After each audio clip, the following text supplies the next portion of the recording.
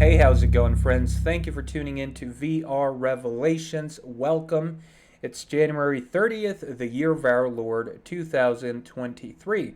So let's jump right into it. We know that Zelensky had been asking for a while for more tanks. They were especially putting pressure on the United States and Germany. And finally, as we saw a couple of days ago, Germany and the United States finally gave in, and they are going to be sending the American Abrams tank and the German Leopard 2 tank, but it's going to take months. I think around 3 months for the Leopard tanks to arrive and actually be deployed on the battlefield, since there has to be training done, and then the logistical move of the tanks from Germany to Ukraine, which is not too difficult since they're both in Europe there. The American tanks, that's the big deal here. They're going to take months, if not up to a year. And Zelensky has said that if they arrive by August, it'll be too late. So we definitely got to keep an eye out on that and see how that plays out. A very telling statement by Zelensky there saying that it will be too late, since it indicates that, things are in a dire situation right now and that the war could be over by then. And so, Zelensky just got done asking for these tanks, and he's now asking for F-16s and long-range missiles to carry out an offensive of sorts on the Russians. Now, the Germans said that that's a no, that they're not going to be sending airplanes, but apparently the Americans are having secret talks with Ukraine or the Ukrainian government about sending F-16s, as we're going to read here. Now, it'll be a very difficult thing to actually use these effectively, since according to reports, Russia does have air control there in Ukraine. So more than likely, whatever planes they would send would be shot down. But this would be a major escalation on top of these tanks, which are already have already been promised and are going to be sent.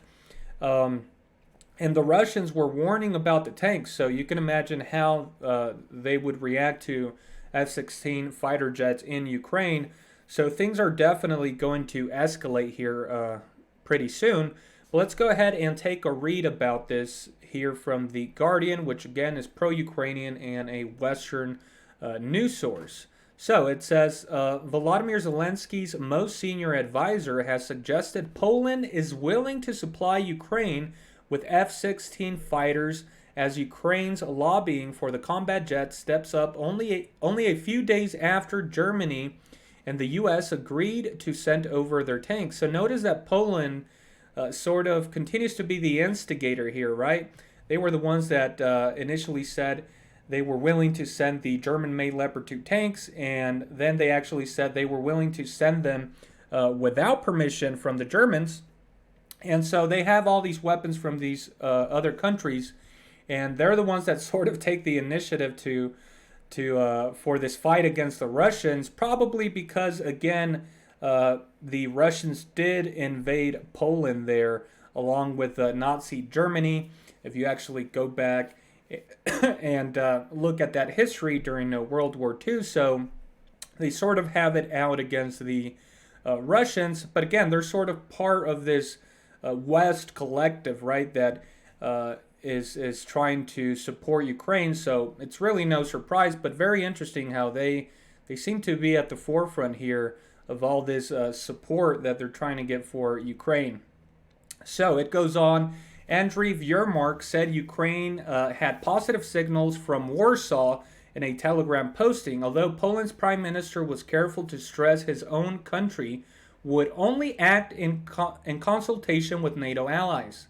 So they're saying they will seek permission pretty much, right, from all the NATO allies as it concerns these fighter jets. We coordinate all actions aimed at strengthening Ukraine's defense forces with our NATO partners, Mateusz Morawiecki told a press conference where he announced plans to lift his country's defense spending to 4% of GDP when asked about the jets. Any possible transfer of fighter jets would come in full coordination, he added. Ukraine began its lobbying campaign for U.S.-made jets almost immediately after Germany and the U.S. said they would supply Leopard 2 and Abrams tanks. But this time, its effort could be successful more quickly. The Deputy U.S. National Security Advisor John Finner said last week that Washington would be discussing the idea of supplying fighter jets very carefully with Kyiv and its allies, while other reports said there was growing support for the idea in the Pentagon.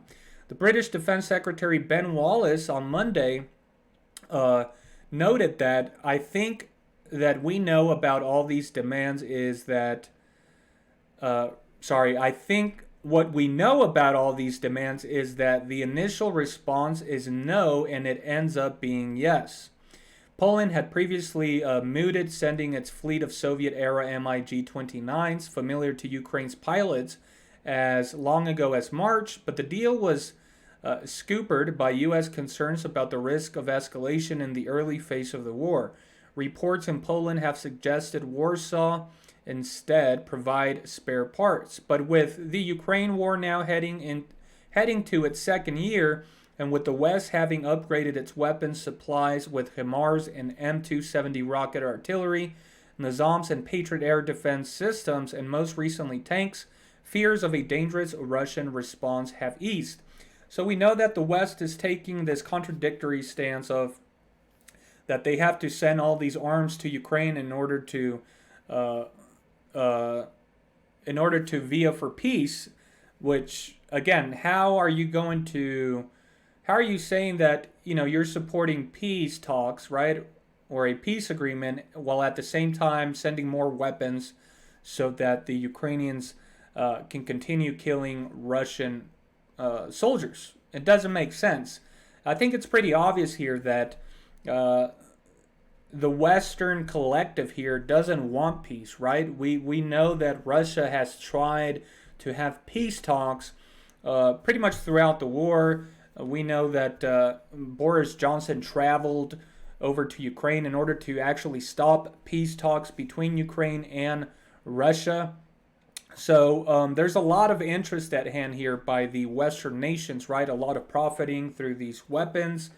And there's obviously this proxy war here, this continuation of the Cold War where the United States and its allies are trying to inflict as much damage on Russia without actually getting directly involved themselves at the cost of Ukrainian lives. And Zelensky is pretty much a puppet for that plan, and he pretty much is doing everything that the United States is dictating. And again, Zelensky might as well just ask for nuclear weapons, because that's eventually what he's going to ask for. That's literally the only way that he can win this war, other than, the United States and NATO going boots on the ground, which they're not going to do because they're not willing to spill American blood over Ukrainians who are very closely related to Russians. So, it's going to come down to Zelensky eventually asking for troops on the ground or nuclear missiles.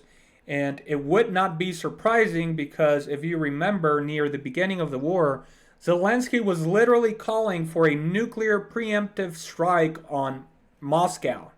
That's how crazy his rhetoric got. And so he sort of, took it down a notch after warnings, by pretty much people on both sides that would literally be like the end of the world. But yeah, that's what is in Zelensky's mind. He pretty much wants to go all in against Russia, but I think soon here he's going to find out that he was fooled. He was fooled by the Americans. And I think that's pretty evident, since he already said that if these American tanks don't reach Ukraine by August, it will be too late. Now, the Americans already said it's going to take much longer than the Leopard 2 tanks, which will take up to 3 months. So I think the writing is on the wall. Again, I think the West is sort of trying to seem like they are willing to support Ukraine with these tanks and with these more complex weapon systems. But at the same time, their timeline is way too long, And Zelensky is saying, hey, we need these weapons faster. Like, it's fine if you promise them, but we need them now. If you send them way too late, it's going to be over by then. And so I think that's what the Americans are planning, right? They're only sending a couple of tanks, and they could possibly send just a couple of fighter jets. But again, they're gonna arrive so late that by that time they will pretty much be useless for the Ukrainian army. And I think the pleas by Zelensky are only going to grow stronger, and I think that the West is only going to continue to stall because, again, they know that the collapse of Ukraine is inevitable. Anyways, the truth is stranger than fiction, guys. Let me know your thoughts and opinions down below. And again, make sure you give this video a like and make sure you subscribe for future content. Thank you for tuning in. Have a wonderful day and God bless.